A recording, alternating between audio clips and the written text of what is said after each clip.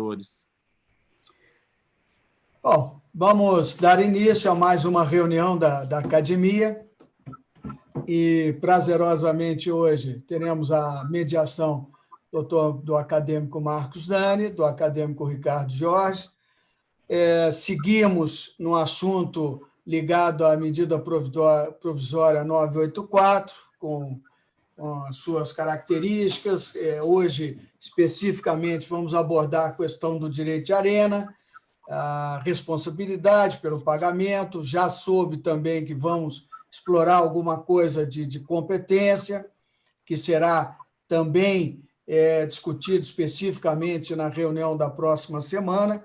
Enfim, passo a bola desde logo aí aos mediadores, é como se estivéssemos numa reunião, por isso que não há especificamente um protocolo a ser seguido. Quem vai falar primeiro faz uso da palavra e o Marcos fica na organização apenas de utilização de microfone, essas coisas todas. Senhores, antes da gente começar, eu só queria avisar que a gente vai fazer a gravação, solicitar para vocês a autorização da gente fazer a gravação dessa webinar. É só utilizado dentro da academia, então aqueles que se sentirem assim um pouco desconfortáveis podem deixar suas câmeras desligadas, tá bem? Quem quiser fazer pergunta depois, só levantar a mão, a gente dá a palavra. Pode também fazer pelo chat que a gente vai acompanhando. E eu também estou acompanhando o chat aqui do Facebook. Se alguém do Facebook quiser fazer perguntas e os moderadores permitirem, eu faço as perguntas aqui. Com a palavra, os moderadores. Boa tarde, pessoal. Boa tarde, ministro. Boa tarde, Marcos. Boa tarde, Ricardo. É um prazer estar aqui novamente nesse bate-papo sobre a MP 984, que veio trazer várias questões aqui para o direito desportivo do trabalho. E como a gente já tinha iniciado as discussões no dia 8, a respeito da constitucionalidade ou inconstitucionalidade da lei, uma coisa nesse sentido, mas vamos avançar um pouco mais nessa análise da MP 984, porque tem vários assuntos que rodeiam e necessitam de esclarecimentos, pelo menos nessa fase inicial de tramitação, porque nós não sabemos se o Congresso Nacional vai efetivamente corroborar essa MP, se ela vai ser modificada ou vai, inclusive, caducar, perder a sua validade. Mas o fato é que eu já exprimi meu posicionamento na última reunião da possibilidade da constitucionalidade da referida MP, porque eu entendo que o artigo 5º, 28 da Constituição Federal, ele representa uma norma constitucional de eficácia contida, que delega ao legislador infraconstitucional a possibilidade de regular essa matéria, porque o direito de arena seria uma espécie do direito de imagem e, nas transmissões esportivas, poderia ser regulada pela legislação ordinária, como foi feito pelo legislador da MP. Enfim, nós tivemos várias questões trazidas na última reunião, mas uma questão que a gente ainda não abordou, porque seria muito contemporânea àquela reunião, foi uma decisão do Tribunal de Justiça Desportiva do Rio de Janeiro, que estabeleceu a possibilidade daquele último jogo do Campeonato Carioca, da Taça Rio, ser mando conjunto, ou seja, tanto do Fluminense quanto do Flamengo. Essa liminar, como nós sabemos, foi posteriormente cassada pelo presidente do STJD para dizer da possibilidade de manutenção do regulamento do Campeonato Carioca, ou seja, aquele sorteio para a final da Taça Rio prevalecia e o resultado do sorteio deu como mandante o Fluminense. Aí surgiram várias questões. Seria interessante nós dizermos, para evitar conflitos e tentar esclarecer um pouco a questão da competência e a diferença entre a competência da justiça desportiva e da justiça comum do Poder Judiciário como um todo. O primeiro ponto é o artigo 52 da Lei Pelé, que fala da autonomia dos órgãos da justiça desportiva e da competência que eles têm para tratar de questões de disciplina e competição desportiva. Ou seja, tudo que transbordar essas questões de disciplina e competição desportiva seria uma matéria estranha à justiça desportiva. Analisando, então, a causa de pedir remota, que é a relação jurídica que estava sendo analisada naquele pedido liminar, ou seja, os direitos comerciais de transmissão, o direito de arena, a possibilidade de um clube ou outro ser o detentor desses direitos, e a causa de pedir próxima, que seria o fundamento jurídico. O fundamento jurídico da causa de pedir próxima naquele pedido liminar não foi exatamente a regulamentação desportiva em si, o regulamento esportivo, foi a lei ordinária trazida a lei federal trazida pela MP. Então, transbordou o regulamento desportivo, tanto na causa de pedir remota, quanto na causa de pedir próxima.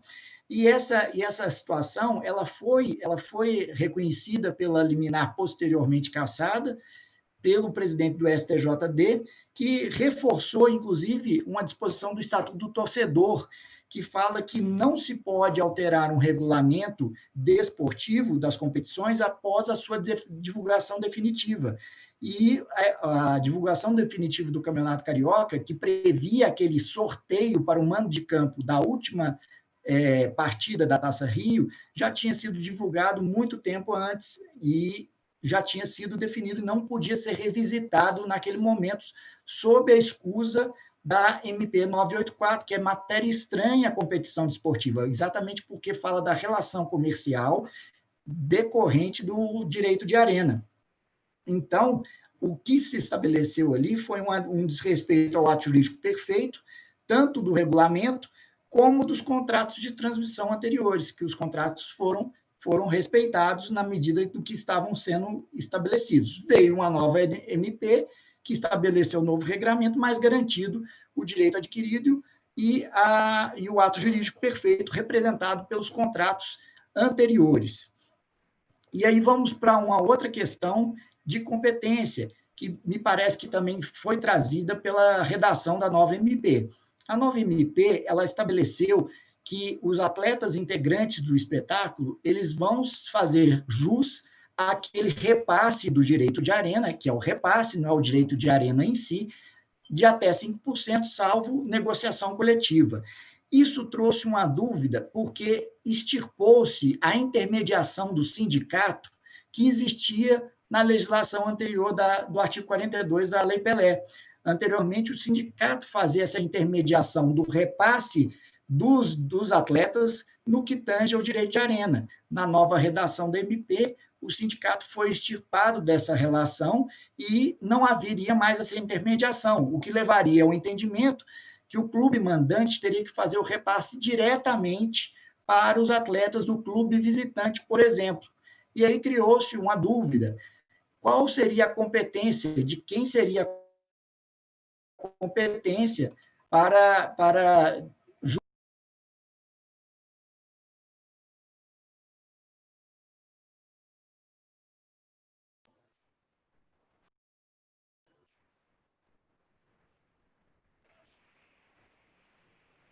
Perdemos o áudio. Perdemos o áudio do Marcos.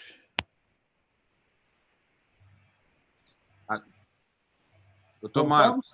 Voltamos? Pronto. De quem seria a competência se um jogador do clube visitante não recebesse o repasse do direito de arena pelo clube mandante? Estabeleceu-se uma dúvida: seria da justiça comum? Seria da justiça do trabalho? Respeitosamente, eu entendo que seria a justiça do trabalho, porque a causa de pedir remota é a relação jurídica de trabalho que o atleta tem, e se não fosse essa relação jurídica de trabalho que o atleta tem, ele não estaria naquela disputa desportiva e não haveria o direito de arena. Mas, uma outra questão: como seria a operação desse repasse do direito de arena para o atleta do clube visitante? Isso ficou em dúvida nessa nova MP, porque na redação antiga, nós tínhamos a figura do sindicato. Agora, nós não temos mais. Se nós não temos mais, nós temos que abrir uma regulamentação, isso é premente, e, salvo melhor juízo, seria até adequado via negociação coletiva, para que se regulamentasse essa possibilidade de repasse. Em quanto tempo que teria que ser feito esse repasse? No regulamento atual da Lei Pelé, com base no regramento antigo do artigo 42, esse prazo para repasse seria de até 60 dias, mas isso na MP não foi tratado, e é mais um momento de necessidade de regulamentação. E uma última posição aqui, uma última situação que me parece importante nós abordarmos, que nós não abordamos na última reunião, foi a questão de quem faria jus a esse repasse dos atletas, do repasse do direito de arenda de até 5%, salvo negociação coletiva. Criou-se uma dúvida que já existia na regulamentação anterior, se seriam só os atletas que participassem do espetáculo efetivamente, que jogassem, ou também abarcaria os atletas suplentes. Eu entendo que abarcaria também os atletas suplentes, porque os atletas suplentes fazem parte do espetáculo. O artigo 250 do Código Brasileiro de Justiça Desportiva diz que os atletas suplentes podem, inclusive, ser expulsos dos jogos, e suas imagens e sons também são transmitidas. Então, isso me leva a crer que o atleta, inclusive o atleta suplente, o atleta reserva, mesmo aquele que não entra em campo, ele também faz jus a esse repasse do direito de arena e tem a possibilidade de pleitear, no caso de ausência de repasse, a sua cobrança, no caso da vigência dessa nova MP, contra o time mandante. E nessa questão do time mandante também, nós temos a situação da competência, que nós vamos falar mais no decorrer aí, mas deixa o nosso colega Ricardo Miguel também colocar suas impressões que temos que fazer a respeito dessa MP, inclusive no que tange a monetização, porque agora, com a possibilidade de transmissão de jogos via outras plataformas, não só a TV aberta, abriu-se a possibilidade de esse conteúdo ser retransmitido no decorrer do tempo, ficando disponíveis a todo o público. Isso seria, efetivamente, poderia gerar monetização, poderia gerar mais direito de arena, isso que nós temos que também regulamentar nesse decorrer dessa MP. Uma boa tarde, pessoal, tudo bem? Boa tarde a todos. Saudar na pessoa do ministro Guilherme Caputo, mas deixando de lado as maiores apresentações, vamos lá direto ao ponto. Marcos já fez uma brilhante colocação aí, um apanhado geral dos pontos. É um debate, nós concordamos na maioria das questões. Com relação, acho que, à competência da justiça desportiva, para a gente seguir, enfim, o Marcos já fez todo o esforço legal, mas o que eu acho da questão da competência? O artigo 136 do Regulamento de Competições da Federação do Rio, ele dispõe o seguinte: constitui prerrogativa exclusiva da FERJ autorizar a exploração comercial de nome, marcas, símbolos, publicidade estática e demais propriedades inerentes às suas competições, cabendo-lhe ainda autorizar a transmissão, retransmissão, reprodução de imagem por quaisquer meios das partidas de suas competições. Então, creio eu que, como esse regulamento diz respeito à competição, claro, é o regulamento de competições, torna competente, de forma ainda que concorrente, a justiça desportiva para dispor acerca da matéria. Até porque o contrato com a emissora de transmissão, que engloba que englobava ou engloba, né, os outros clubes, exceto o Flamengo, no caso aqui do Campeonato Carioca, ele faz referência ao regulamento de competições, claro, então você acaba por que você tem aí, nesse caso, uma competência concorrente. Então, eu não vi plenamente a incompetência da justiça desportiva na análise do caso, não. Independente da decisão, eu acho que não nos cabe aqui comentar é correto ou não é correto, assim como acontece no Poder Judiciário, que nós dois somos vedados pela mesma razão. É bem que a gente queria falar de algumas decisões judiciais, mas a gente não pode. Então, mas, efetivamente, sobre a questão da justiça desportiva, eu acho que anda bem a questão da competência justamente por isso, porque ela está atrelada ao regulamento da competição. Então, subsidiariamente, você teria a eventual busca ao Poder Judiciário, se for o caso, que, aliás, aconteceu com o episódio da emissora da Globo ter deixado de transmitir várias partidas. Mas aí sim, porque fica fora do contexto justiça desportiva, porque a emissora ela não seria alcançada, nesse caso, pela decisão da justiça desportiva. Então, como ali estava discutindo a transmissão por um clube ou por outro, e tem isso no regulamento de competições, coube a justiça desportiva essa análise. Por isso que eu acho que ali, no caso, tinha a questão da competência. Com relação ao repasse, que bem colocou o Marcos, eu acho que a gente concorda.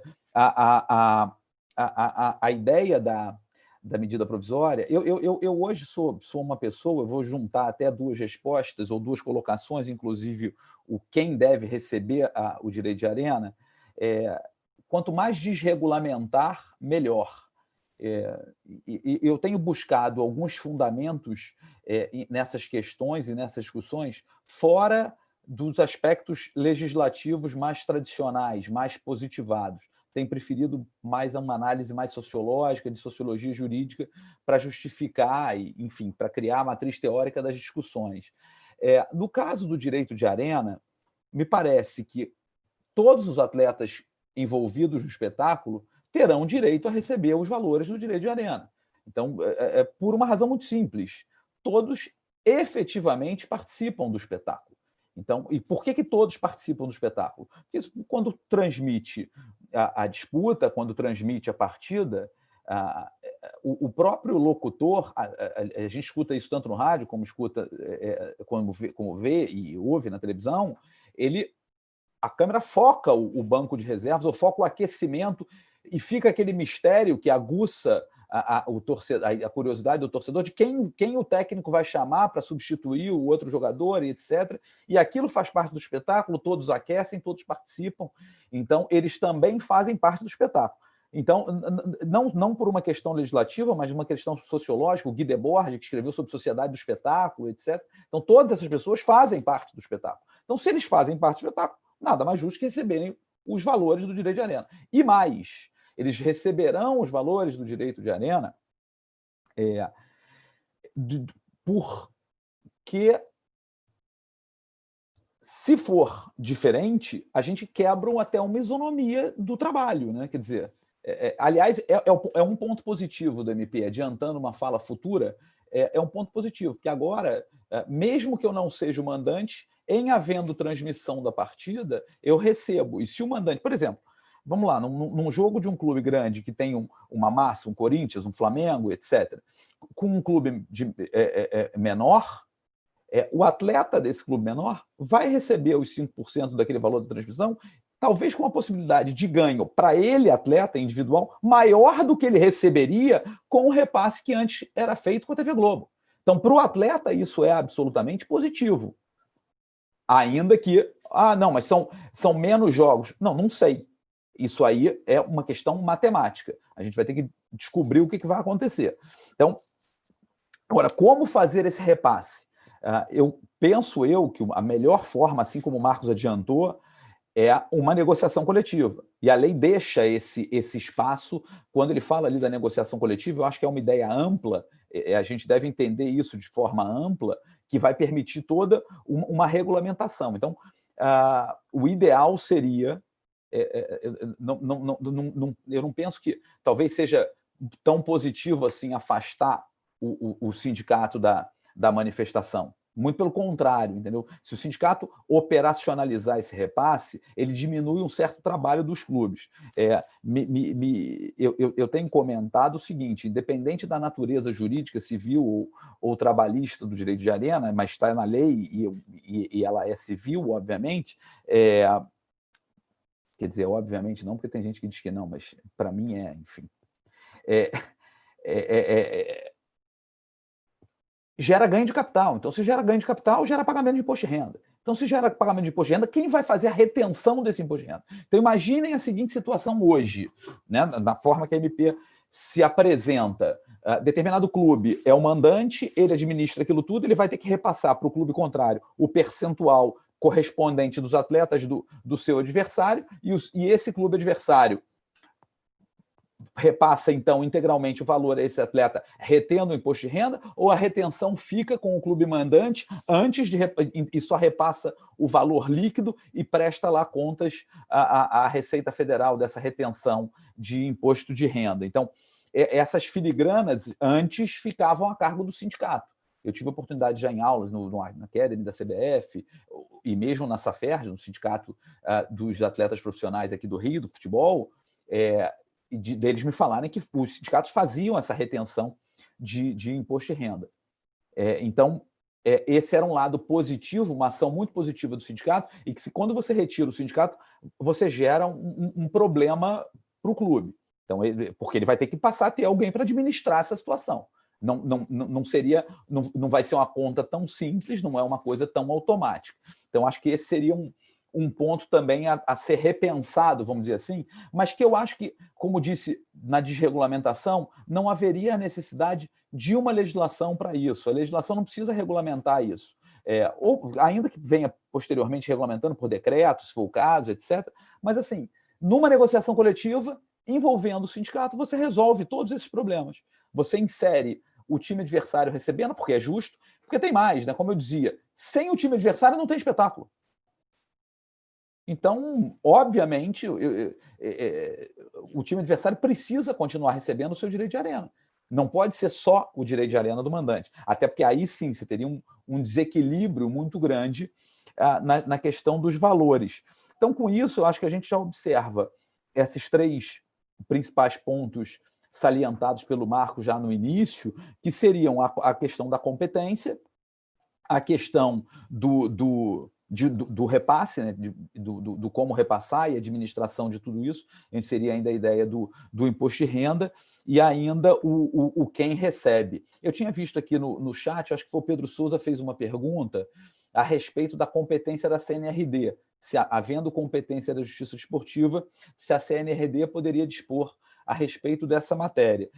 Antes de eu devolver a palavra ao Marcos, se ele quiser comentar esse assunto, assim, eu confesso que já não é de hoje, eu sou um entusiasta desses sistemas de mediação e arbitragem. Então, ainda que não seja propriamente, a CNRD não seja propriamente uma questão arbitral, ontem mesmo eu conversava com o Fachada a respeito desse assunto num webinar nosso do doutorado, mas, enfim, eu particularmente acho que poderia, sim, se todos os envolvidos concordassem e levassem isso para a CNRD, para a Câmara Nacional de Resolução de Disputas da CBF, poderia resolver lá, como poderia resolver em alguma outra Câmara, ou, no caso, até no recursal no CBMA, que é o Centro Brasileiro de Mediação e Arbitragem.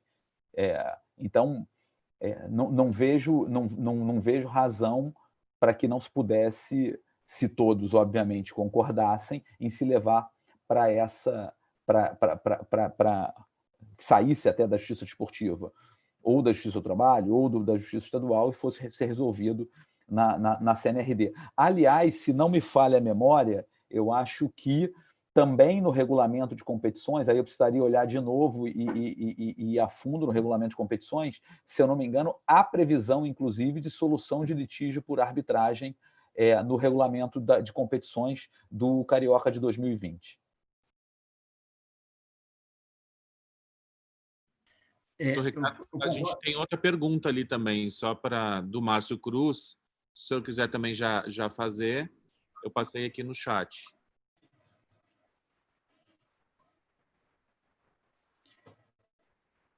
A pergunta do Márcio Cruz é uma afirmação, quase, né? Esse repasse não deve ocorrer aos clubes, e sim ao fundo criado, com gestão confiável. Sim, uma criação de um fundo pode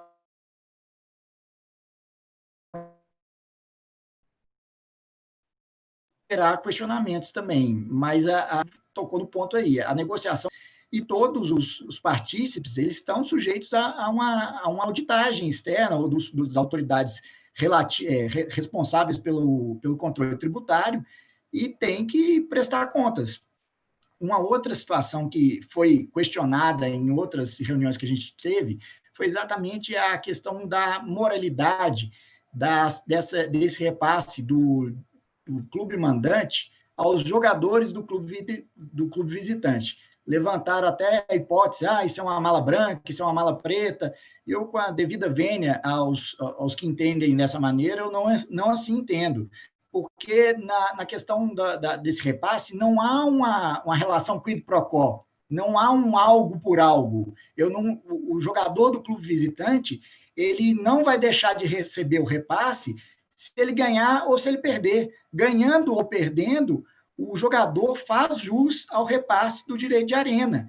E se ele não receber esse repasse, o clube mandante poderá sofrer as sanções civis, desportivas e até penais de apropriação indébita, porque a lei já está determinando, lógico, se essa lei prevalecer, né, se essa MP prevalecer sem modificação no Senado, no Congresso, já está determinando esse repasse. E se não houver esse repasse, não há uma questão de moralidade ou imoralidade, há uma determinação legal. E se não há esse cumprimento de determinação legal, há a sanção condizente, tanto na esfera civil, como na esfera desportiva e como na esfera penal. E também me parece, Ricardo, que também houve muito questionamento e muito receio das pessoas em relação a essa questão de aumentar o abismo entre os clubes grandes e os clubes menores. Eu até me provo em contrário, eu não tenho visto essa possibilidade, mas é lógico que a gente vai ter que ver isso na prática, mas uma prática que é muito comum na Europa, feita já pela UEFA, é a prática do fair play financeiro. Os regulamentos desportivos, eles podem dispor a respeito de regras de fair play financeiro. Por exemplo, o clube não pode contratar jogadores que ultrapassem um montante X durante a temporada. O clube não pode contratar e gastar mais do que ele tem de receita. Isso tudo é controlável e esse poder está dentro dos clubes e das federações que organizam as competições. Se isso for ajustado em regulamento, esse tipo de controle pode ser feito. Então, acho que o problema é a falta de dinheiro. O excesso de dinheiro, ele pode ser regulado. Nós temos problema quando falta dinheiro. Quando entram capitais, quando se democratiza o acesso e se democratiza a possibilidade de outras plataformas e outros players nessa relação comercial de venda de direitos de transmissão, nós estamos, salvo o melhor juízo, trazendo capitais para dentro do esporte e, como disse o Ricardo, próprios jogadores. Pois é, o Marcos lembrou bem essa questão, com respeito aos colegas que defenderam essa ideia com propriedade de eventual mala preta, etc., que eu também não concordo. O que me incomoda é a gente partir da ideia da desconfiança. O que me incomoda é partirmos da ideia da burla. Ainda que isso exista, a gente não pode partir dessa ideia. Senão o Brasil não vai melhorar nunca, né? A sociedade brasileira ela é estruturada em cima da desconfiança. Da má fé, né? Da má fé. Então, se o princípio é a boa... Obrigado, ministro. Exatamente. Se o princípio é a boa-fé, eu não posso inviabilizar uma alteração, uma eventual alteração legislativa ou uma alteração legislativa, porque eu pressuponho que haverá má-fé e que eu não pagaria o clube contrário, o direito de arena, eu pagaria mais, vamos dizer assim, né? E travestiria ali no direito de arena uma mala preta. E acredito que isso já não teria como acontecer, porque já bem salientado pelo Marcos, isso vai ser auditado. Isso vai, assim, no momento, há uma maturação. Saiu-se de uma zona de conforto, saiu-se de uma situação, até então, muito estável. Como disse um confrade nosso aqui, que eu adoro, e ontem vendo também hoje, na verdade, depois de um Twitter da entrevista do presidente até do Bahia, né? O termo que a emissora de televisão foi amiga ou foi parceira dos clubes, etc. Eu citaria aqui, com perdão do eventual falha na autoria, mas uma frase de um famoso poeta libanês, Khalil Gibran, o amigo, portanto, o parceiro, não é aquele que enxuga a lágrima, é aquele que não deixa cair. Então, que parceria é essa que, nesse momento, eu ruí a corda e cancelo o contrato ao primeiro revés que eu tenho? Então, ao primeiro suposto prejuízo que eu sequer cheguei a concretizar. Então, assim, não houve parceria em termos de amizade, de não abandonar, na verdade, ao contrário, houve um negócio, era uma relação absolutamente comercial em que se estava ganhando e alguns dos clubes não assinaram, começaram a não assinar. O que me chama a atenção com relação ao abismo, que o Marcos bem comentou, de um clube para o outro, pode acontecer, mas veja, o clube pequeno antes, ele tinha um valor fixo. Vamos pensar na seguinte situação, eu tenho a disputa de um clube grande, um jogo para ser transmitido, hoje, sob a égide da MP, em que um clube grande não é o mandante, o pequeno é o mandante, e eu não tenho mais emissora de televisão. O valor anteriormente, na égide do direito anterior, que esse clube pequeno recebia, era um valor fixado por um terceiro. A emissora de televisão determinava quanto ela pagaria, ele aceitava, porque ele não tinha. E ele não negociava aquilo que. Claro, negociava o contrato, mas ele não sabia se ele não teria o direito de opção do jogo dele, etc. Então, se fosse mostrar. Para dar o exemplo aqui do Rio, por exemplo, o jogo do Flamengo com Volta Redonda. Então, claro, se você tem o Flamengo do lado, tudo bem, a emissora passaria. E o jogo regional? Se jogasse, por exemplo, Volta Redonda e Boa Vista, do Campeonato Carioca, a Rede Globo ia mostrar esse jogo na televisão aberta? Se não fosse uma semifinal? Um jogo normal do campeonato? Não mostraria. Então, não, mas eles já receberam dinheiro para qualquer situação. Ok. E o Volta Redonda, então, sendo mandante, não poderia vender e transmitir localmente para a cidade de Volta Redonda? E talvez até ganhar mais dinheiro naquela transmissão do que já recebeu do outro jogo? Ou uma outra situação, jogando com um time grande. O mandante é o pequeno vende para o grande. Por exemplo, de novo, Flamengo e Bangu. O Bangu era o mandante. O Bangu chegava e falava, Flamengo, faz o seguinte, me dá 1 milhão, por exemplo, por esse jogo, e vende o jogo por 3 milhões. Eu não estou falando dos valores absurdos que estão vindo na minha cabeça, mas não significa que sejam esses, óbvio.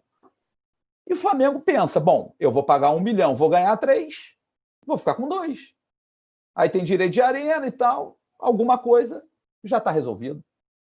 Continuo no lucro. E ganhei mais do que o dinheiro da emissora de televisão. Então, esse é o primeiro ponto. E o segundo ponto para reduzir, que eu acho que não haveria o abismo, é a negociação em bloco, como ocorreu com o Clube dos 13.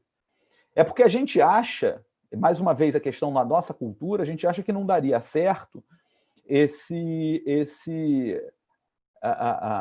a opinião de todos ao mesmo tempo. Mas do futebol de lá para cá, mudou muito. O esporte de lá para cá mudou muito.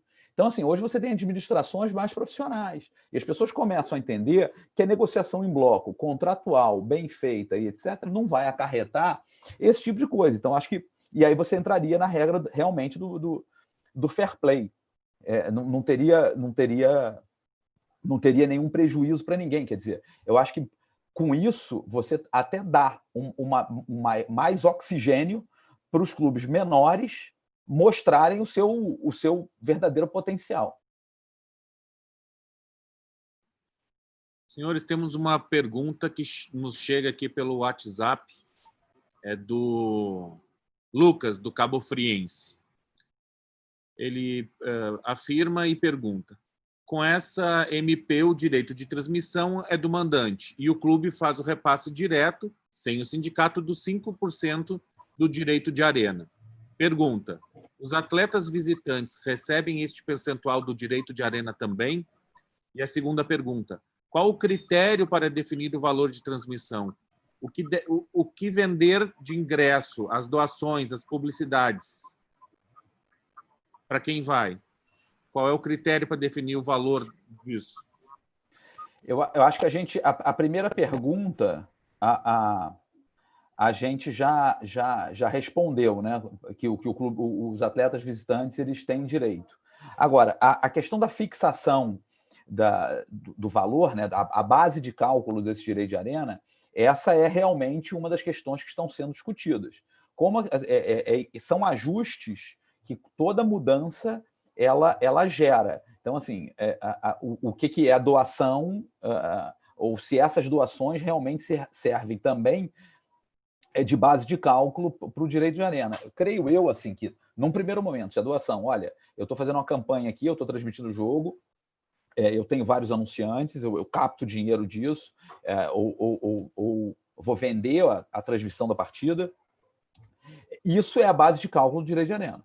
Agora, eventuais doações, porque eu estou ajudando num sistema de caridade, nesse momento de pandemia e etc., isso não serviria. Agora, para isso, é o que o Marcos bem colocou, você vai precisar de uma auditoria. Esses valores de doação, eles teriam que ser efetivamente revertidos para uma doação.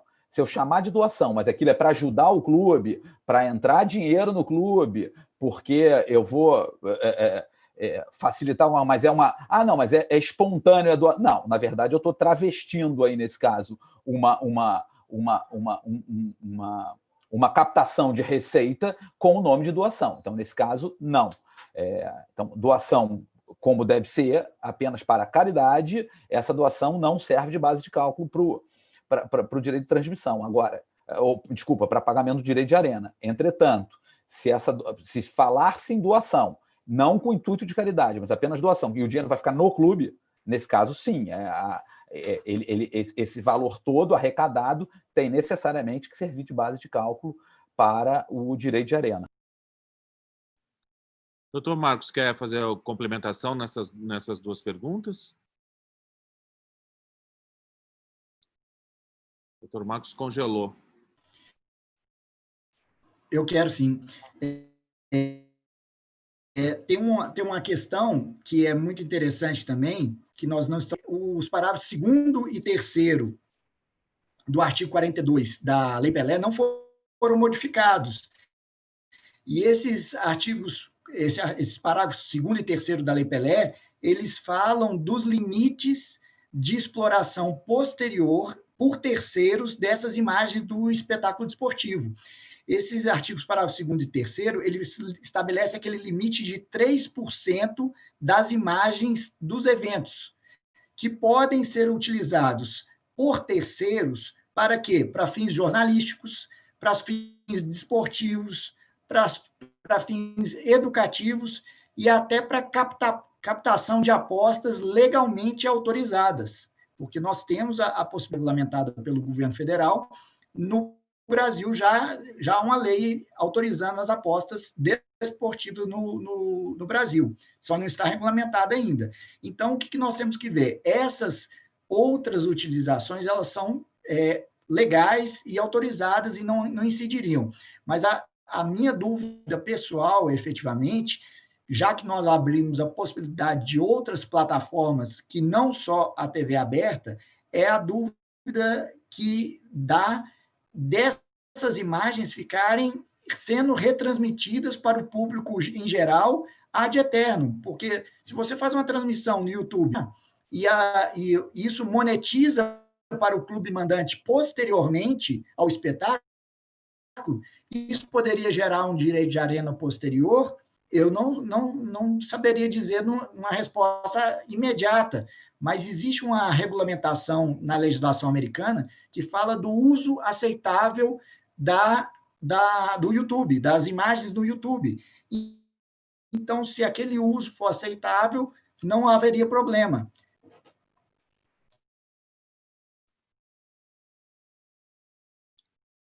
Bom, vamos aproveitar e passar a palavra, então, para o doutor Celso Moredo, que também deseja fazer algumas ponderações e questionamentos. Bom, boa tarde a todos. Eu concordo em grande parte com o Ricardo, com o Marcos, Dani, né, no sentido de que essa mudança na titularidade aí dos direitos para autorizar a transmissão, eu acredito que foi um avanço, né? Não vejo mala preta nem mala branca nesse pagamento.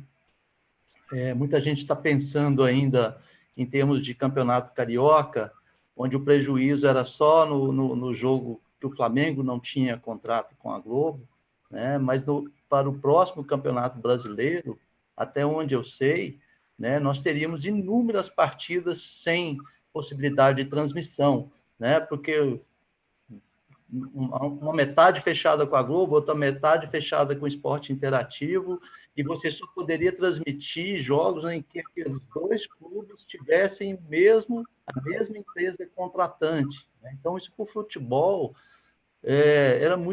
seria muito ruim, e principalmente para o torcedor, que fica privado também de ver essas partidas. Acho que tudo funcionou muito bem no esquema anterior, enquanto a Globo conseguia negociar com todos, né?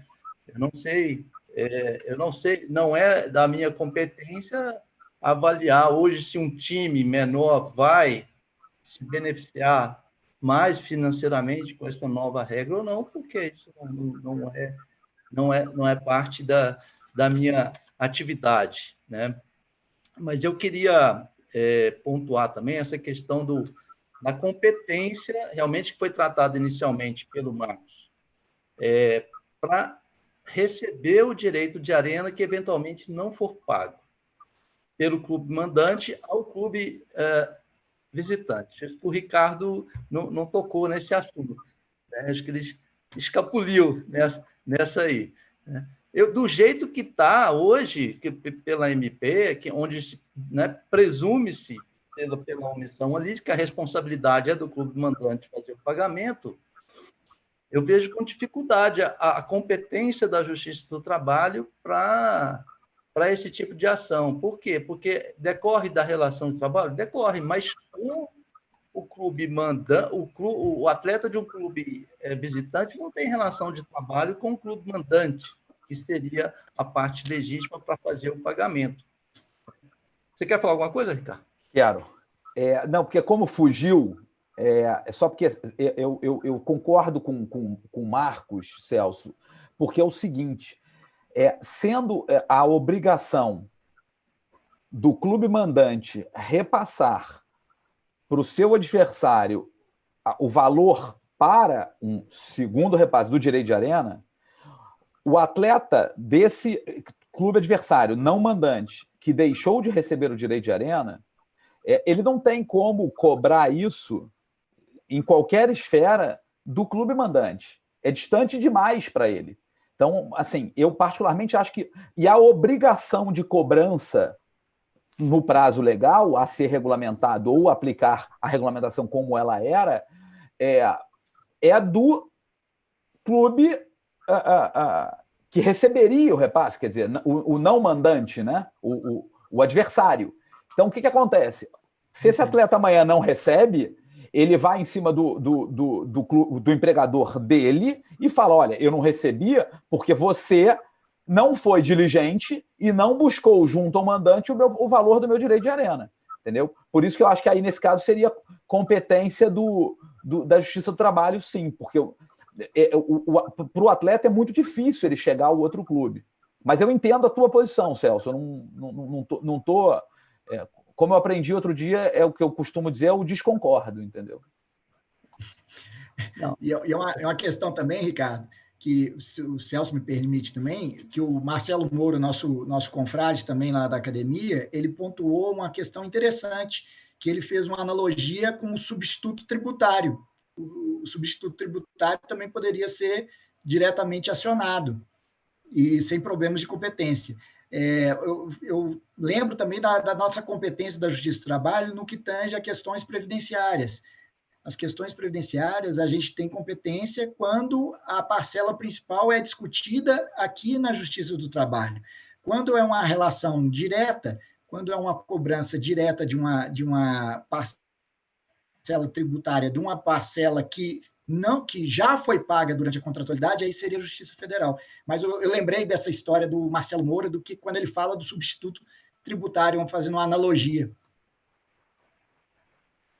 Eu acho que não é assim. Eu tô, na verdade, mais provocando, porque querendo evoluir nesse assunto aí, mas eu acho que não é tão simples, porque o clube mandante não deve essa parcela para o clube visitante, ele deve para os atletas do clube visitante, né? Ministro? Ministro, quer falar alguma coisa? Não, eu estava falando para o Marcos para me inscrever. Desculpa, devia ter feito aqui. Sobre esse assunto de quem receberia o valor, o Marcondes colocou ali uma ponderação feita pelo Zainag, de que, em razão da ideia histórica da legislação, que apenas os atletas do clube mandante, não é isso, Marcondes? Que apenas os atletas do clube mandante receberiam, entendeu? Posso só fazer uma consideração? Diga. Bom, primeiro, na pessoa do nosso presidente, quero cumprimentar todos os acadêmicos, né, todos que estão participando conosco. Me parece interessante para o debate o que citou o nosso confrade Zainag. Professor Zainag foi um dos grandes precursores no debate do direito de arena, ainda quando falávamos da Lei Zico, depois na primeira redação da Lei Pelé, enfim, e fez uma leitura, fez um artigo nesse sentido, dizendo que, pela visão histórica, o direito de arena seria das equipes, e agora, então, seria da equipe mandante. Por isso, na visão do professor Domingos, o todos ali da sequência do artigo, né, não do caput da sequência, seria todos, a discussão poderia ser se todos que estão disputando a partida ou todos que teriam a elegibilidade no jogo, enfim, que é uma discussão que já foi enfrentada, inclusive, aqui nesse debate. Mas me parece interessante, e supostamente, inclusive em algumas participações que já fiz com o professor Domingos, poderia-se chegar a esse entendimento com uma interpretação histórica, quer dizer, o direito, né, seria restrito, estaria sendo restringido no caput do artigo 42, então depois o todos passaria a ser todos os atletas da equipe mandante. O que vocês pensam nesse sentido? Senhores, antes da resposta, eu sem querer ser chato, mas já sendo, só para a gente manter a ordem, porque a gente já tem outras pessoas inscritas aqui pedindo a palavra. Então, sempre que forem pedir a palavra, ponham no chat ali para eu seguir a ordem, não passar ninguém na frente e não deixar ninguém para trás, para ninguém se sentir privilegiado ou desprivilegiado, tá bom? Já peço desculpas aqui, já peço desculpas. Então, só para concluir a minha vez, e não passar, antes de passar para o próximo, né? Eu acho que o que o Marcondes colocou, pelos termos da MP, lá está bem claro que é para todos os participantes. Então, não vejo como interpretar que seria só para os atletas do clube mandante, né? Mas, enfim, isso é uma questão complicada que precisa ser regulamentada, ainda que seja para atribuir essa responsabilidade à empresa contratante, né? Que ela mesma faça esse desconto dos 5% e repasse para os atletas ou para o clube, que eventualmente repasse para os seus atletas, né? Por quê? Porque ele poderia, aí, nesse caso, então, demandar tanto contra o clube, o empregador dele, como contra a empresa de transmissão. Aí sim, aí entendo que seria clara a competência da Justiça do Trabalho. E muitas vezes vai ser até melhor ter uma responsabilidade da empresa de comunicação que faz a transmissão, porque eu acho que na maioria dos casos ela vai ter mais solidez para arcar com esse pagamento numa ação do que clubes que já estão, né, com dívidas em atos trabalhistas e vai ser muito mais complicado receber, né? Mas é algo que se permanecer do jeito que está a redação da MP, sem nenhum acréscimo na lei ou na regulamentação, nós vamos ter muita polêmica. É isso. Ô Celso, só completando a questão do Marcondes aí, Marcondes é bom esclarecer que ele falou da posição do professor Zainag, a professora do Zainag, salvo engano, ele fala da evolução do direito de arena, que veio como uma indenização ao clube mandante pela perda de renda de bilheteria haja vista a entrada das transmissões via TV, via outras mídias, né?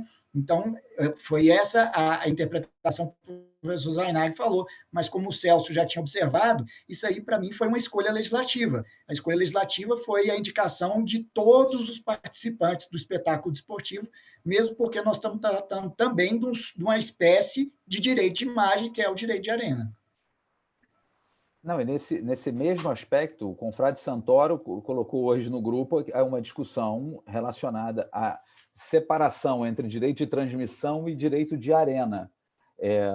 Teria que ser melhor debatida essa questão, mas, de todo modo, essa arena que passou a ser paga para o atleta, como eu disse, sociologicamente não teria o espetáculo. Então, se não tem o espetáculo, ele tem direito a receber, porque ele faz parte do espetáculo, né? Então, na mesma interpretação histórica, né? Se você não tivesse 2 gladiadores no Coliseu, não teria nada a não ser o gladiador com animal, se fosse o caso. Então, não teria como. Por isso que o direito de arena seria pago para todos. E a questão da regulamentação, eu até acho que nem precisaria tanto, porque assim é só uma.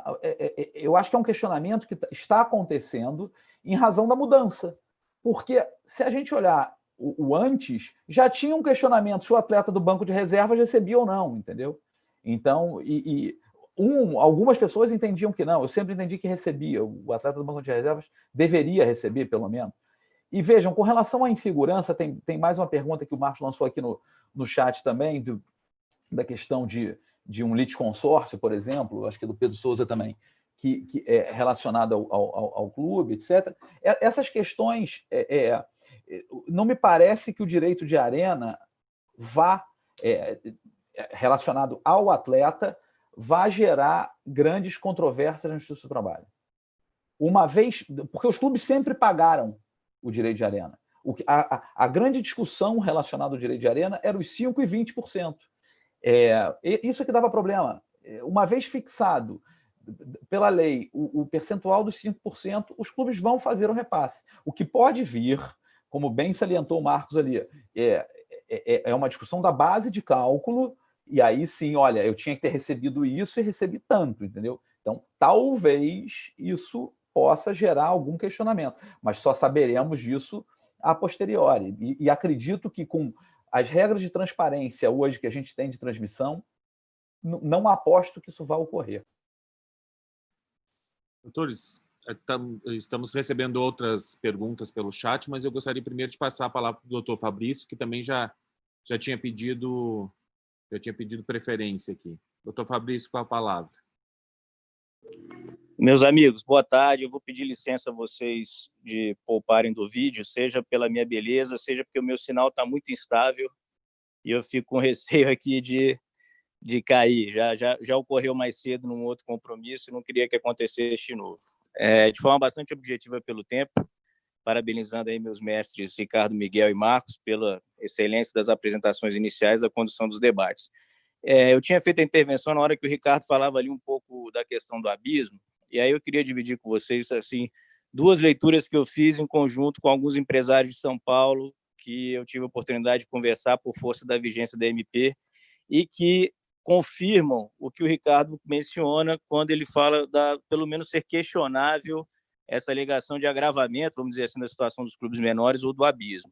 E aí 3 variáveis que eles me trouxeram. Primeiro, estamos falando muito aqui em clubes mandantes, clubes visitantes, mas quer me parecer que a negociação é coletiva, como o Ricardo comentou, mas principalmente surge em São Paulo de forma bastante... Eu digo em São Paulo porque foram os profissionais que eu conversei, mas obviamente isso pode refletir o Brasil inteiro, mas ainda de forma bastante embrionária, o interesse da formação de um fundo de investimento para fazer frente a essas possibilidades de transmissão e principalmente para clubes que, digamos, seriam de menor porte. Por quê? Porque os empresários já enxergam algumas possibilidades, e eu vou citar 2 aqui de maneira bastante simples, uma me chamou até bastante atenção, que é o seguinte: primeiro, esse fundo permitiria, entre outros aspectos, e aí, obviamente, também envolvendo patrocínio, que o clube, vejam, senhores, alugassem a estrutura da televisão e não o contrário.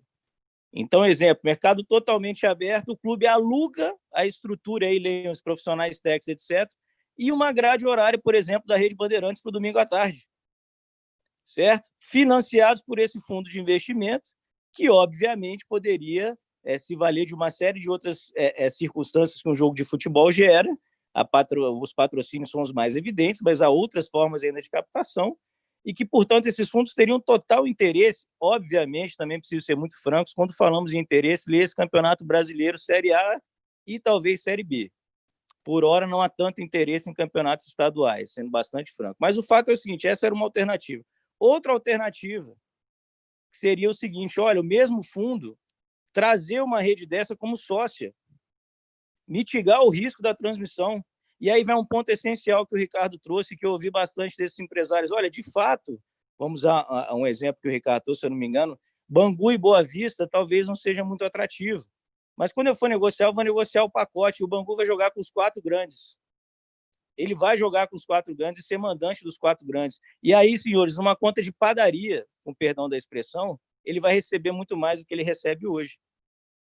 Agora, qual é a grande preocupação desses investidores aí? Por isso que eu falei que estamos falando aqui em clube mandante, clube visitante. É necessário, é indispensável na leitura deles que o terceiro ente chamado federação ou confederação esteja presente nessa negociação.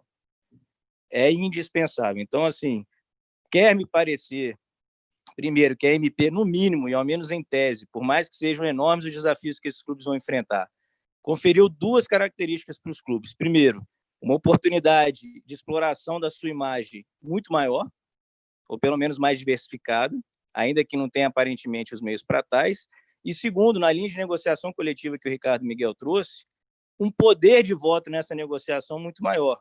Não digo de veto, digo de voto, seja claro nesse sentido, porque vão saber, obviamente, da sua pequenez, mas, ao mesmo tempo, passam a ter um ativo que não tinham antes. Né? E nós, que eventualmente tivemos a possibilidade de atuar nessa negociação, e aqui eu não quero trazer como paradigma que o Campeonato Candango é muito, digamos, pouco atrativo, mas o fato é que isso é imposto, já que não geramos, então, uma audiência tão qualificada assim. Mas, em linhas gerais, eu acredito que a minha intenção de intervenção era mais para trazer essa reflexão para vocês, esse contato que tive, muito informal ainda, mas acreditem, existe muita gente interessada em investir no futebol via essa questão da transmissão.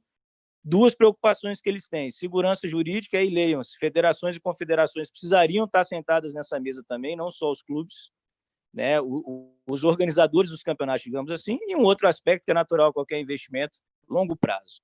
Então, era só isso que eu queria dividir com vocês, não é uma pergunta, é só uma reflexão que tomei a liberdade de fazer com alguns empresários e que, a meu ver, chancela ou ratifica a fala do Ricardo quando quer desmistificar essa questão do abismo. Obrigado pela atenção de todos aí, parabéns aí mais por um painel. Fabrício, muito obrigado pela participação, interessantíssima essa sua posição, essa informação trazida dos empresários, e eu acho que uma coisa importante que a gente tem que ver nessa equação, pensando no campeonato de pontos corridos, qual é a emissora que for adquirir, ou plataforma que for adquirir um campeonato, negociar com os clubes, vai querer ter o risco de especificamente aquele clube pequeno ou médio que ela não negociou, ser exatamente o jogo que vai definir um campeonato, por exemplo. Imagine que se não se negocia com um determinado clube médio ou pequeno, e ele vai ser o jogo decisivo, por exemplo, para o título de um clube grande ou de um clube médio. Quanto que vale isso? A negociação nesse patamar mais próximo de uma decisão, ela vale muito mais dinheiro, Talvez por isso que eles queiram a segurança jurídica, a possibilidade de negociação a longo prazo também, né? O Marcos tocou bem num ponto. Fabrício, obrigado pela colocação, mas o Marcos tocou num ponto que eu tinha anotado aqui para falar. Segurança jurídica. Estão falando em segurança jurídica o tempo todo, quer dizer, a televisão e tal, quer dizer, os veículos de imprensa, e que a mudança da MP teria quebrado a segurança jurídica. Olha só, a emissora de televisão que detinha os contratos rescinde o contrato quando nada mudou para ela. E vem dizer que a mudança da MP que quebrou a segurança jurídica. Que leitura é essa? Eu não consigo compreender isso. Rescindir um contrato quando nada mudou naquela situação. No máximo, vai o judiciário questionar fato do príncipe, então, em razão da legislação. Agora, rescindir o contrato puro e simples para dizer que não estão cumprindo com o contrato? Como não? Na verdade, é uma comparação muito rápida e muito simples. Acho que o Maurício tocou nisso com propriedade, não só, acho que num artigo ou numa entrevista, mas também, ou num Twitter, alguma coisa assim, mas comparando com uma que dar efeito erga omnes a um contrato ali entre as partes. Então, eu resolvi comparar isso como se fosse uma coisa julgada, seria uma questão de limites subjetivos da coisa julgada. A emissora quer fazer valer o seu contrato com alguém que não estava ali. Quer fazer valer, entre aspas, faria valer uma decisão judicial sobre alguém que não foi autor ou réu em um processo. É a mesma coisa. Não se pode dar esse efeito que se quer dar. Isso sim quebra a segurança jurídica. Então, como o Marcos bem tocou na segurança jurídica, me lembrei dessa colocação. Quer dizer, o que a gente tem que buscar agora, assim, mais uma vez, saindo do direito um pouquinho, saiu da zona de conforto. Quando sai da zona de conforto, primeiro que precisa ter acomodação, e segundo, tem que buscar os novos meios, os novos caminhos. Não adianta a gente raciocinar com a ideia do passado, como trouxe o Fabrício. Tem vários outros players no mercado, várias outras possibilidades de se ganhar dinheiro. O business aumentou muito. Só que a questão veio agora pela medida provisória. Então, ainda que não fosse o momento, como eu disse no início, para mim ela é, com relação a esse assunto, inoportuna. Mas é isso, sendo chancelada pelo Congresso Nacional e convertida em lei, ótimo, está em vigor. Não sendo, foi indiretamente a vontade popular. Por isso, Ricardo, que eu acho que não se pode comparar aquela situação, aquela época do Clube dos 13, com a situação atual. Nós temos outros players no mercado, outras plataformas, as plataformas digitais, os departamentos de marketing vão ter que se reinventar. E uma coisa importante também, que o ato jurídico perfeito e o direito adquirido estão preservados.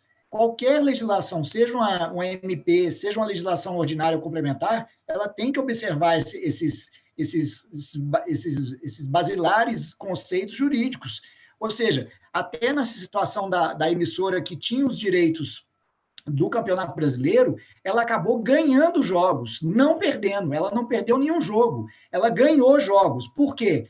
Porque quando aqueles times com os quais ela não tiver contrato jogar como visitante com um clube com o qual ela tem contrato, ela ganhou um jogo de bandeja. Ela ganhou um jogo de bandeja, um jogo que ela não teria como transmitir na legislação antiga, ela agora vai poder transmitir na legislação nova. Perfeito. Doutor Maurício já nos pediu a palavra, mas antes eu só queria fazer uma pergunta que o João Siqueira fez aqui no chat, que é sobre a competência da Justiça do Trabalho. Pergunta a ele: numa ação proposta pelo atleta visitante, cobrando exclusivamente o direito de arena, não do empregador, mas sim do clube adversário, é possível algum tipo de questionamento sobre a competência da Justiça do Trabalho para esse tipo de ação? Doutor Ricardo, doutor Marcos? Me parece que, nesse caso, não tem como ele cobrar diretamente do outro clube. Não sei se o Marcos pensa do mesmo modo. Ele vai ter que... O clube empregador dele é que terá a obrigação do repasse. Da mesma forma que eu comentei antes, pelo menos é o meu sentir, que o atleta terá a dificuldade de relação com o clube adversário, no caso, o clube mandante. O clube mandante tem a mesma dificuldade em relação a esse atleta. O clube mandante não tem como saber, quer dizer, até tem, né, por causa do borderô do jogo, mas a responsabilidade da entrega daquele valor do direito de arena para o atleta, a meu sentir, não será do clube mandante. O clube mandante fará um repasse para o clube adversário, e sim, o clube adversário passa para o seu empregado, que é o seu atleta. Então, assim, se esse atleta tiver que reclamar na Justiça do Trabalho, ele vai reclamar diretamente com o seu clube. Aí Com relação à competência, claro, a gente vai ter essas discussões todas, mas eu vou lembrar aqui, o Marcos já bem citou algumas questões, mas, assim, historicamente, a Justiça do Trabalho não chancela essa, entre aspas, intervenção de terceiros aí com tranquilidade, entendeu? Direito de regresso, denunciação da lide, ele não vem aceitando muito isso. Então, no caso, eu creio que isso vai ser essa questão da competência em relação apenas ao clube mandante, do atleta do clube adversário, isso vai ser rechaçado. Aí não poderia acontecer na Justiça do Trabalho. Não sei se o Marcos concorda aí.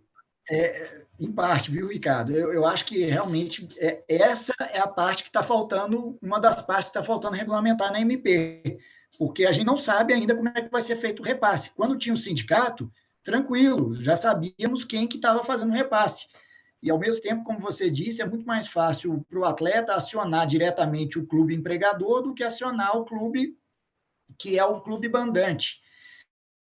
Mas você bem lembrou aí que, historicamente, a Justiça do Trabalho não tem essa tradição de aceitar muito bem a intervenção de terceiros, litispendência, denunciação à lide, chamamento ao processo. Mas, talvez, como alguém até mencionou aí no chat, não sei quem, acho que foi o João ou o Pedro, que a possibilidade de talvez um litisconsórcio, porque se não for regulamentado essa questão, o dinheiro vai estar com o clube mandante. Então, não vejo como impossível uma ação em litisconsórcio contra o clube mandante ou até mesmo individualmente contra o clube mandante. Isso aí nós vamos ver com a jurisprudência, o que ela vai fixar. Eu concordo com a questão do litisconsórcio, mas não exclusivamente contra o mandante. E aí eu acho muito distante. Digamos que eu seria partidário aí de um litisconsórcio passivo necessário. Perfeito, senhores. Passo, então, a palavra para o doutor Maurício, lá de Portugal, que tem questionamentos. Salve, pessoal. Boa noite. Deixar aqui meu abraço, presidente da academia, ministro Caputo Bastos. Essas iniciativas dessas webinars provocam todas essas discussões, o que é muito saudável, muito salutar, várias cabeças, né, provocando esse debate e levando isso para o público. Queria parabenizar aqui com o confrade Ricardo Miguel, com o confrade Marcos Ulloa Dani, que fizeram apresentações maravilhosas, estudaram o assunto, estudam o assunto e proporcionam, então, reflexões a todo momento. E queria trazer aqui que a medida provisória, ela recebeu 91 emendas.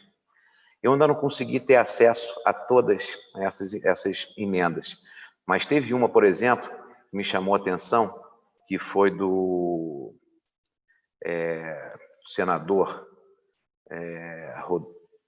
enfim, senador lá do Nordeste, que ele recria ali a participação do sindicato, coloca o sindicato de novo no caput do artigo 42, para receber esse valor, como destinatário desse valor, tendo que repassar para os atletas. E pode ser que antes mesmo da regulamentação, que alguma outra emenda venha nesse sentido. Eu vi também que, em relação ao próprio direito de arena, 4 emendas de um senador e de 3 deputados pedem a inclusão dos árbitros no rateio do direito de arena. Aumentam, inclusive, o valor para 10% do direito de arena. Ficaria 5 para os atletas e 5 para os árbitros. Aí foi um deputado do PT do Pará que fez essa proposta. Então, tem muita coisa ainda por vir para ser discutida. E queria também provocar aqui a discussão, o debate. O que vocês acham da possibilidade, via convenção coletiva, da redução do percentual do direito de arena ou uma estipulação de um determinado percentual para o clube mandante e um percentual menor para os jogadores do clube visitante, se isso seria possível. Particularmente, eu até defendo ali que a redução via norma coletiva, ela é possível, até já era possível antes, né? Isso daí a partir de 2011, porque tinha aquela expressão no mínimo. Mas, como hoje a norma coletiva se sobrepõe, é o negociado sobre o legislado, então a discussão hoje seria outra. Então, queria trazer isso daí, mas parabenizando vocês que foram ali pontuais e trouxeram questões muito boas para esse debate. Um abraço a todos vocês. Obrigado, Maurício. Você só não humilha a gente, que você deu boa noite, aqui ainda é boa tarde.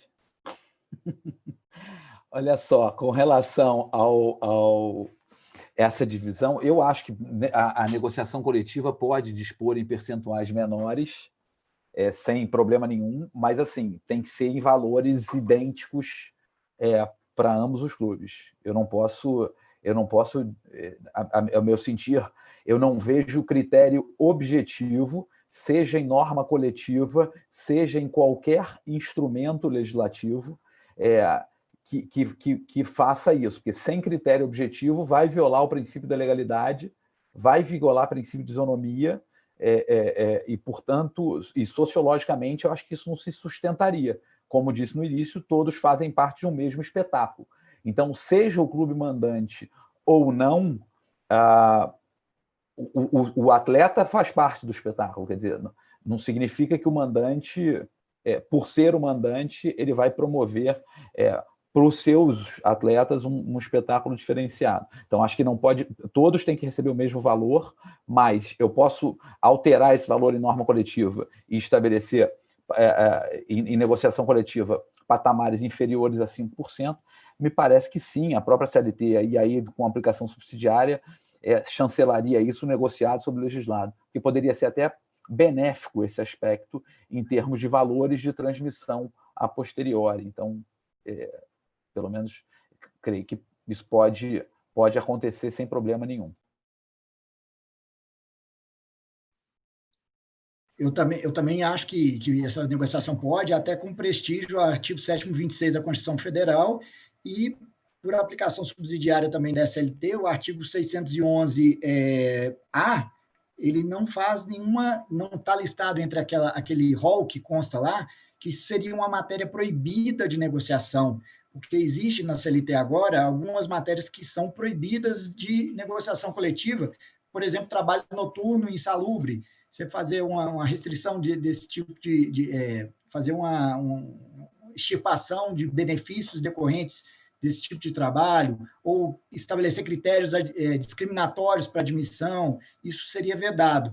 Mas nessa nova tendência inaugurada pela reforma trabalhista, pela Lei 13.467, existe essa tendência realmente do negociado prevalecer sobre o legislado, até como forma de prestígio aos participantes da negociação coletiva e do artigo 7º, 26 da Constituição.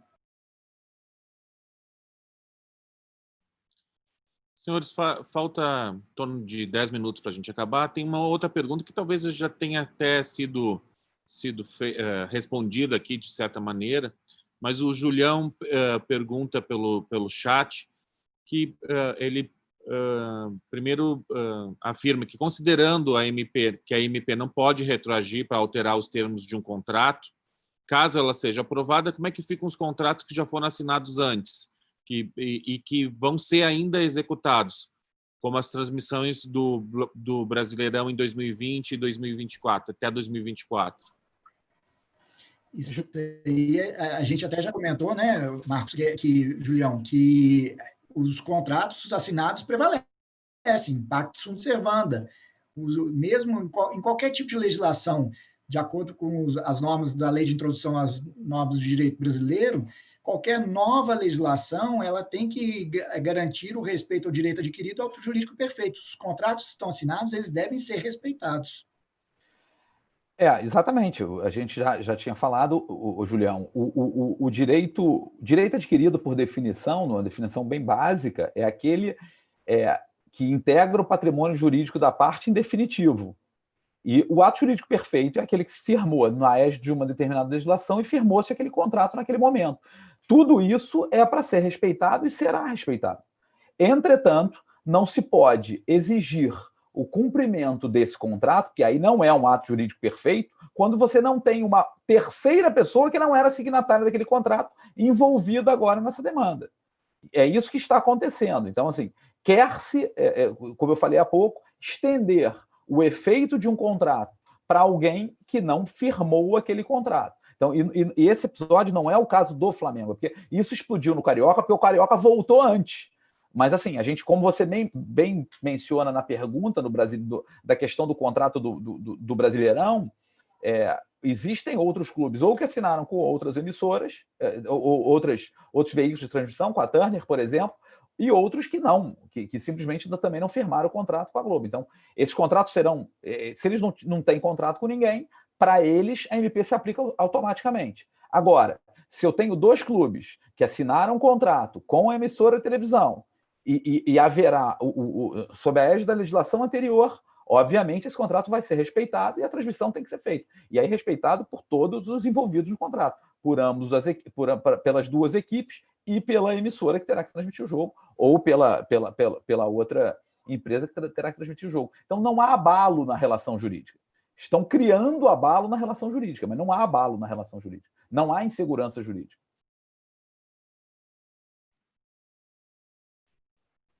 Amigos, estamos chegando já no final, temos mais 5 minutos.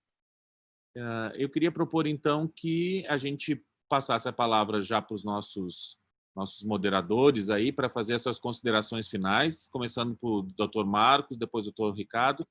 E, para manter a tradição, terminamos com a palavra do ministro. Tá certo? Dr. Marcos.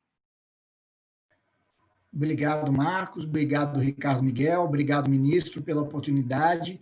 Dizer que aqui, nesse momento de nova legislação, nós temos mais dúvidas do que certezas, né?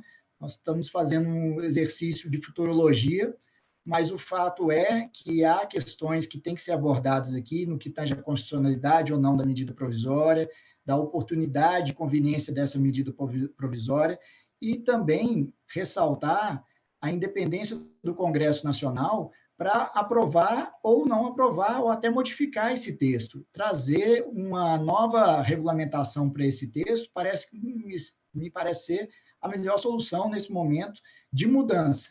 Mas a realidade é que nós estamos diante de uma nova era, de novas possibilidades, e o resultado disso ser bom ou ruim, só a prática da jurisprudência vai nos poder dizer no futuro. Mas agradeço a oportunidade, peço desculpa pelas minhas eventuais faltas aí. Nós estamos todos aqui tentando aprender e agradeço a participação dos confrades que me fazem aprender todas as vezes em que participo dessas reuniões. Muito obrigado. Eu vou endossar todas as palavras do meu querido Marcos aqui, enfim, que me deu a honra da gente debater junto, apesar da gente concordar na maior parte das questões, a gente não... E obrigado por todos que assistiram e tiveram a paciência de assistir, pelo menos a minha parte. E o que o Marcos colocou agora me lembra o que eu estava ouvindo outro dia, o historiador, o Leandro Carnal, fazendo uma colocação interessante, que ele realmente não tem bola de cristal, né? As pessoas perguntam, e agora? Não sei, ele faz uma análise histórica de uma determinada situação. Então, nós estamos aqui exatamente, a gente também não sabe, fazendo essa mesma análise. Olha, a jurisprudência vem apontando nesse sentido, então a tendência de competência seria essa, acontece isso, a regra é essa, mas assim, são opiniões, claro, fundamentadas, mas assim, é o que a gente acha que provavelmente vai acontecer. Eu só queria voltar a frisar que assim, o que eu extraio aqui desse nosso rico debate é que somos favoráveis à mudança, quer dizer, estamos mudando provavelmente para um modelo de negócios melhor, mais moderno, mais oxigenado. Entretanto, creio eu, como disse antes, que seria inoportuno, quer dizer, podia não ter vindo agora, ainda que viesse por medida provisória. Não vou nem discutir a questão de urgência e relevância, como disse, isso é uma questão que afeta o Congresso Nacional posteriormente, mas assim, em tempos de pandemia e etc., toda essa discussão talvez não fosse o momento disso vir agora, já que a gente tinha lá um projeto de lei tramitando no Senado, etc. Mas, de todo modo, isso é um critério do legislador, no caso, veio por medida provisória, então temos que enfrentar a questão como estamos fazendo. Mais uma vez, ministro, obrigado pela oportunidade de estar aqui debatendo com os acadêmicos. Marcos, obrigado pelo companheirismo e a todos que nos assistiram. Obrigado. Antes de passar a palavra para o ministro, eu só queria responder algumas perguntas que estão ali no chat a respeito das perguntas que não foram respondidas aqui. Então, eu esclareço que elas serão respondidas por e-mail, né? A gente vai repassar para os palestrantes e aqueles que não se cadastraram ainda, se cadastrem lá na página da NDD e aí a gente vai ficar com o e-mail de cada um e a gente pode responder essas perguntas, tá bom? Esse debate também vai ficar disponível no canal do YouTube, lá no YouTube. Então, na página da NDD tem todas essas informações, acessem lá www.andd.com.br, que essas informações todas estão lá. Obrigado. Mais alguns momentos ricos de aprendizado. Muito interessante. Várias questões que foram tratadas hoje nos fazem assim refletir enormemente. A questão trazida pelo Zainag, que num primeiro momento eu estaria plenamente de acordo, porque eu também tive oportunidade de ler um pouco a história do direito de arena e não teria a menor dúvida em acompanhá-lo, mas o desejo legislativo foi outro. Quando ele diz que o direito de arena deve ser só para os atletas do clube mandante, e hoje parece que ressalta mais com essa nova redação trazida com a medida provisória, mas, ao não revogar os parágrafos que acompanham o 42, ao dizer que tem que ser distribuído entre todos os atletas participantes do espetáculo, evidentemente não exclui os atletas da equipe visitante. De forma que mas é uma questão bastante interessante, essa questão da competência. Eu, talvez, como o Malaco sugeriu, a questão do chamamento ao processo, criar uma questão de solidariedade com relação a essa parcela e preservar a competência da Justiça do Trabalho. Mas eu, a princípio, talvez assim concordasse um pouco mais com o Caiado quando ele diz que essa competência não seria nossa no primeiro momento, e me lembrei quando um jogador, esqueci o nome, foi presidente do Sindicato dos Atletas, que hoje é diretor lá no Atlético Paranaense, Paulo André. Paulo André me procurou com o seu advogado, que foi auditor do Superior Tribunal de Justiça Desportiva até agora, parece que acabou o mandato, e eles foram lá, assim, não me consultar, trocar ideia a respeito de um movimento de greve, paredista. Eu digo, ótimo, nunca havia pensado num movimento de greve, né, no desporto e tal, mas como é que vocês estão pensando? O que houve aí de... Não, nós estamos contra a CBF, nós estamos contra ao regulamento.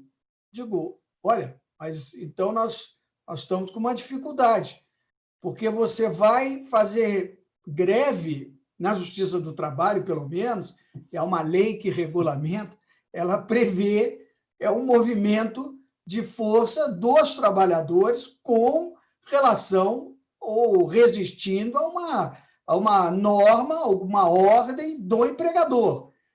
Aí hoje nós vamos incluir vamos incrementar essa conversa com a participação de um terceiro, né? Você vai fazer greve contra o empregador, por exemplo, você não vai participar de uma partida, mas para atingir um terceiro, que seria a confederação, enfim. São questões sempre muito tormentosas. Acho que a medida provisória veio para dar uma balançada, porque esse assunto do direito de arena, olha quanta... Se nós formos examinar o histórico, já foi comparada, né, nós utilizávamos a súmula 354 para fazer uma analogia com gorjeta, para dizer da natureza jurídica da parcela. Aí depois veio a lei querendo né, insistindo, olha, tem natureza civil e tal, isso aí não é para incorporar nada, não é, enfim.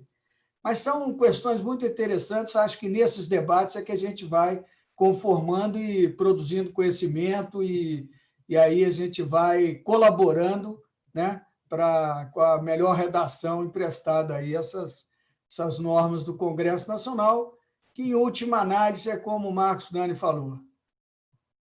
Editada a medida provisória, pelo nosso sistema, é lei, com toda a sua integralidade, está vigindo, vai ter consequências e tal, mas ela tem uma duração.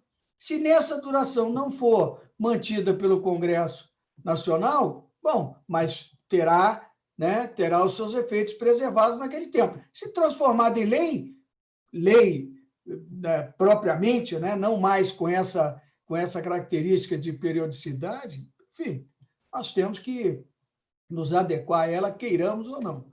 A não ser que levante, como o Paulo levantou, algumas questões de inconstitucionalidade e que eu reputo também que devemos nos refletir, pelo menos, sobre alguns aspectos que ele nos traz aí, né? Embora a constitucionalidade tenha sido muito bem defendida também pelo Maurício e pelo Luciano em artigo doutrinário.